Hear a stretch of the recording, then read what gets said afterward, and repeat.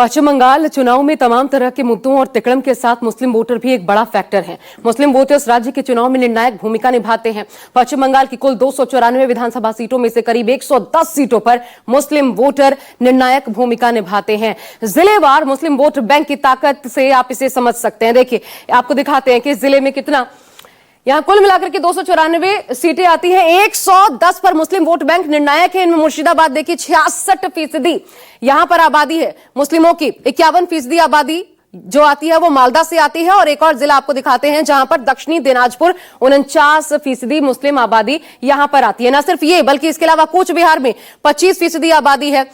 कूच बिहार के अलावा बीरभूम यहां भी दबदबा नजर आता है। 37% वोट बैंक के साथ मुस्लिमों का जो निर्णायक बनता है चुनाव में। दक्षिण 24 परगना भी इन्हीं में शामिल होता है। यहां पर 35% मुस्लिम आबादी आती है। इसके अलावा उत्तर 24 परगना यहां पे 25% यह आबादी है। और साथ ही हावड़ा जिले में 26% मुस्लिम आबादी है। एक और जिला है नदिया, जहां पर यहां और नदिया में भी जो यहां नहीं दिख रहा लेकिन वहां पर भी 26% मुस्लिम आबादी आती है। अब पश्चिम बंगाल में जो हिंसा हुई है उसका नतीजा यह हुआ कि कई जगहों से हिंदू परिवार अपना घर बार छोड़ गए, पलायन को मजबूर हो गए।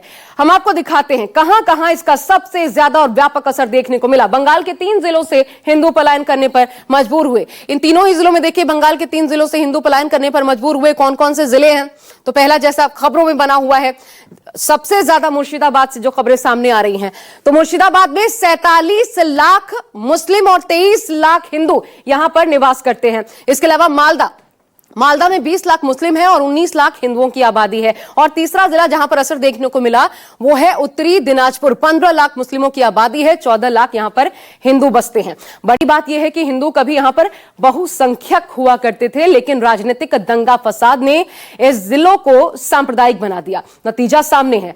अगर सीमावर्ती इलाकों की बात की जाए तो 42 क्षेत्रों में से 3 में मुस्लिम 90% से ज्यादा है। 7 में 80 से 90% के बीच है। 11 ऐसे हैं जहां पर 70 से 80% के बीच मुस्लिम आबादी है। और यही वो डेमोग्राफी है जो टीएमसी और बीजेपी को आमने सामने लाकर खड़ा करती है।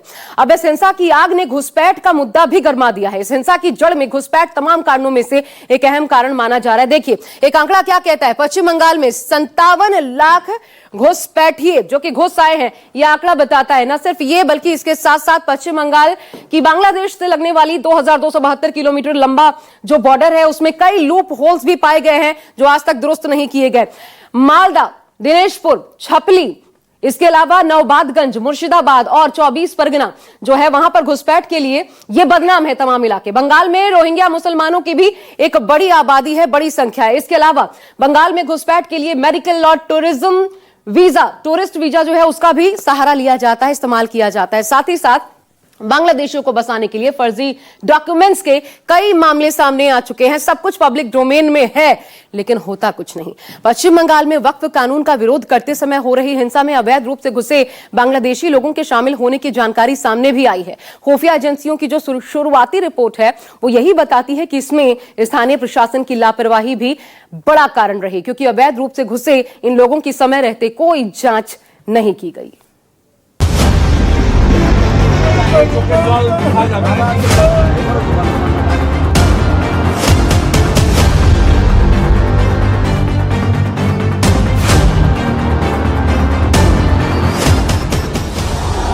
सुलगते बंगाल की जिम्मेदारी की तोहमत सिर्फ सत्ता में बैठी ममता पर नहीं बल्कि बीजेपी पर भी लग रहा है। बंगाल जल रहा है और दोनों अपनी अपनी राजनीतिक सुविधा के हिसाब से इसका जिम्मेदार एक दूसरे को ठहरा रहे हैं। धार्मिक यात्राओं के नाम पर बार बार प्रशासन को चुनौती देने वाले शुभेंदु अधिकारी ने पीएफआई, सिमी और घुसपैठियों का एंगल दिया।